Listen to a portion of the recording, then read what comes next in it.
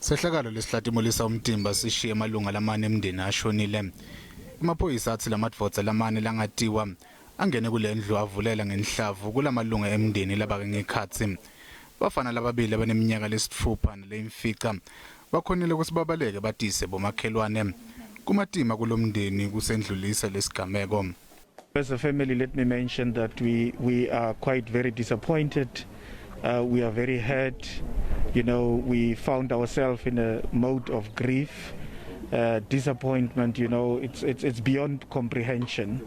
This, you know, one would equate this to what you see on movies, and what has happened to the family, what we have seen in reality, has really left us in shock and in limbo.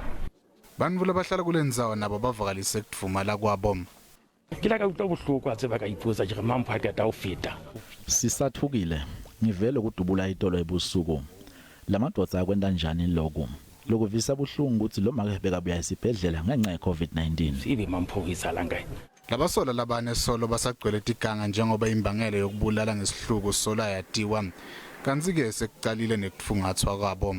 Thus far, the investigation is continuing. We have established a team through the directive of the Provincial Commissioner consisting of our crime intelligence, serious and violent crime section in Thabong itself, serving the district.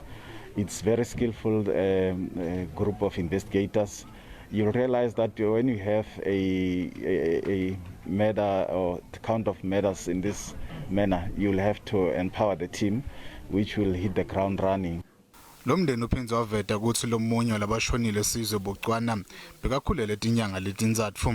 Emaphoyisa acela umphakathi oseThabong ukuthi ulekelele ngelwadi lolitawuholele kuboshweni kwaletigila mkhuba.